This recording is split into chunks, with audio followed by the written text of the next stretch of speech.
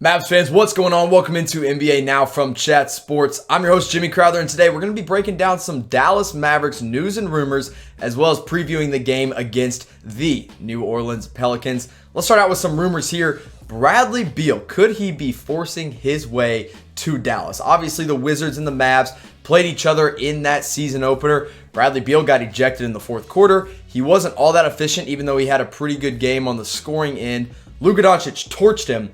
But what this is about is somebody tweeted out, hey, Bradley Beal, there is a place for you in Dallas. And Bradley Beal liked that tweet immediately following the Wizards versus Mavs game. And Bradley Beal gave some big props to Luka Doncic. Now, look, Beal is one of the best shooting guards in the league today. He is a 20-plus point per game scorer. On this Wizards team this year, he's going to really have to average 25 or more if they want to be anything more than a lottery team, even though I'm afraid that's what they're destined for. Now, to be fair, Bradley Beal just signed an extension in Washington, so I don't expect him to go anywhere anytime soon.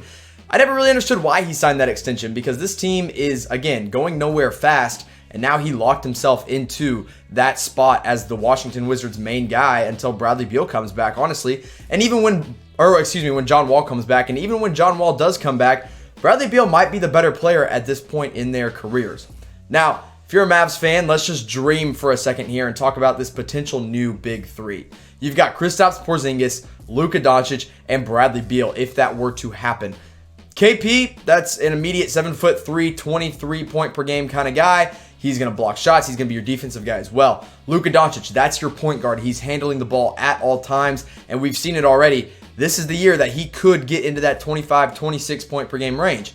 And then Bradley Beal, you put him in the corner, you put him on the wing, wherever you need him, he's going to knock down a three-point bucket. That's 3 deadly shooters and 3 deadly scorers on one team. If somehow Mark Cuban was able to find a way to get Bradley Beal in a Maverick jersey. Now you look at the roster core, you look at this depth chart.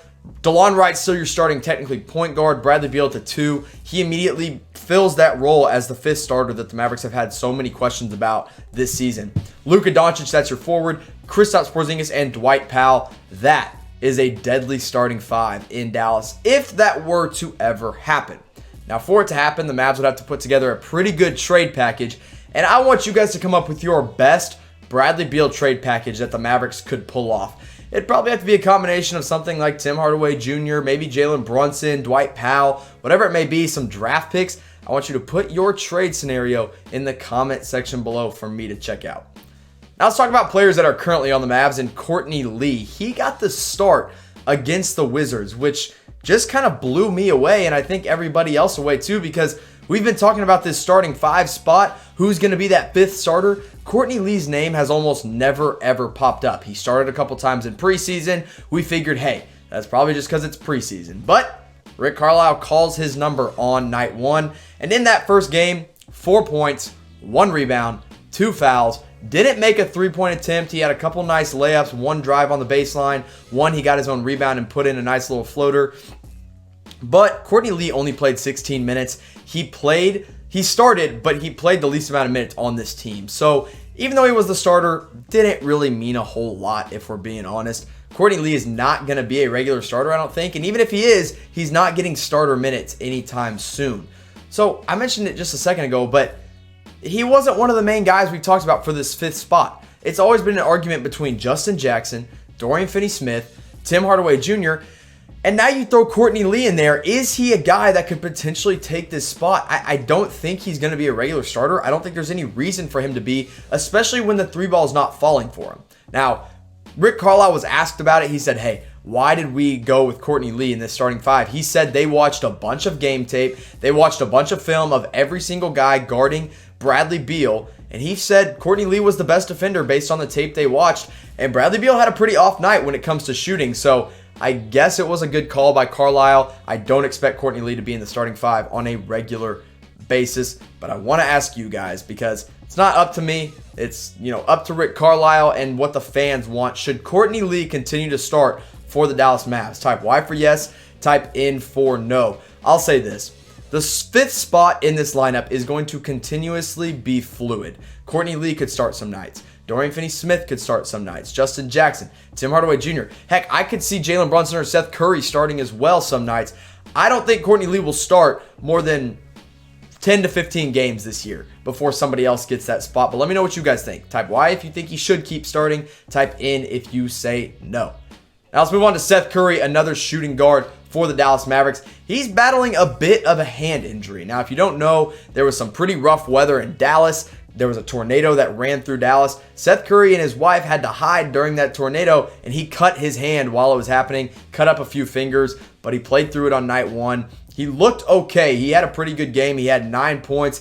He made 1 3-pointer on 2 attempts. I would like to see some more aggression out of him. I think as he continues to get healthier and healthier, we will see that more aggressive Seth Curry, because this guy knows Rick Carlisle's system already. He's been in it before, and now he's in it on a better team. I think Seth Curry can flourish in the 6-man role.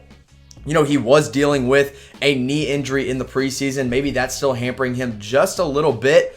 I think Seth Curry's going to be just fine. I loved what I saw out of him in his limited minutes. So we're talking about injuries. Let's look at the injury report for the Dallas Mavericks right now. Really, there's only 3 guys on it. It's Dwight Powell, Seth Curry, and Ryan Broekhoff. Dwight Powell is going to miss this second game against the New Orleans Pelicans with a tweaked hamstring, but I think that'll be the last game he misses before he comes back for game number 3 and for the Dallas Mavericks. Seth Curry with the knee and the hand, he's going to keep playing. He already played in night 1. I don't expect him to miss any time whatsoever.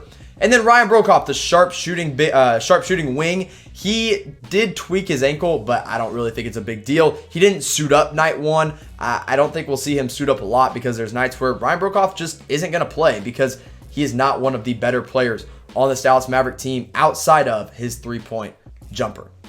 Now, Mavs fans, the NBA season is back in full swing, and that means you get to watch all the games. But when you're watching the games, you get those annoying commercial breaks. So we have our partner, My TV Choice, hooking you up. This is what they're going to do. You go download the My TV Choice app, then you hook it up to your smart TV, and then when the commercials come on during your live sporting events, it'll skip the commercials, show you some chat sports videos, and then get you right back to the game. Go to chatsports.com/mytv to download the My TV Choice app today. I've got it. It is one of my favorite apps that I use on my smart TV, and you can use it today. Again, that's chatsports.com/mytv. Get that My TV Choice app and skip through all of the commercials all NBA season long. Now let's preview the game against the New Orleans Pelicans, the Dallas Mavericks. This is their second game. This is the first one they will play on the road. Now, of course, let's remember, the Pelicans are playing without the number 1 pick in the NBA draft in Zion Williamson. He tore his meniscus, expected to miss 6 to 8 weeks. Kind of a bummer for Mavs fans that we don't get to watch him play, but also we don't have to play against him. So that is a good thing, a good sign for the Mavs. They want to play against the top pick. Now, the Pelicans did lose to the Toronto Raptors. They started the season 0-1. It was a really good game. It went into overtime. Brandon Ingram led the team in scoring that night with 22 points. Drew Holiday looked really strong. That is one of the most underrated players in this game, is Drew Holiday, and he's going to be someone the Mavs are going to have to watch out for in tonight's game. Who's going to guard him? I don't really know. Now, the starting 5 versus the Raptors and the starting 5 that I project for the Pelicans against the Mavs, here it is. You got Lonzo Ball, the point guard that came over from the Los Angeles Lakers, now suiting up for the Pelicans. He's still working on that offensive game. I think the defense is there. He's still a great passer. His shot does look better, I'll say that. Then you got Drew Holiday. He's a point guard playing the 2-guard position here for the Pelicans with Lonzo running the point. JJ Redick is going to play 3, and that is a guy that I think someone's going to have to figure out a way to defend him. We don't want Luka defending him because Redick runs around when he's off the ball. That'll just tire Luka out. Redick is going to shoot the ball, and that's what he does. He did it really well in night 1. Brandon Ingram is technically their starting power forward, and hey, good luck to Ingram guarding Kristaps Porzingis. I don't think that's going to work out well for the Pelicans, but also Porzingis is going to have to guard Brandon Ingram, so that'll be an interesting matchup to watch out for tonight against the Pelicans. And then finally, starting at center for the Pelicans, we've got Derek Favors. He's big on the boards. He can kind of bruise down low. Maxi Kleber is going to have to hold his own. Now you look at the starting 5 for the Mavs, at least the projected starting 5. This could change. The Mavs do not have to announce their starting 5 until 30 minutes prior to tip-off. You got DeLon Wright at the starting point guard position, Courtney Lee at the 2, even though this could be a night where I think he could not play. Luka Doncic at the 3, Porzingis and Kleber are your 2 big men down low. I can't wait to watch Kristaps Porzingis in this game. I think he's going to have a huge night, especially if Brandon Ingram is the guy the Pelicans stick on him in this game. Now the Mavs, they do play the New Orleans Pelicans tonight on the road. Road games have been a struggle for the Mavs the past couple of years. They hope to turn that around starting tonight. The Pelicans are favored by 2 points in this game. I'd take the Mavs, even if the Pelicans are getting 2 points. I think we're winning this one. And the game will air on ESPN at 7 o'clock Central Time, so make sure you're catching that on live TV. And I want to know who you guys got. Who do the fans have? Type P for Pelicans, type M for Mavericks. I'm going with the Dallas Mavericks. I think they come out with the win tonight over the New Orleans Pelicans.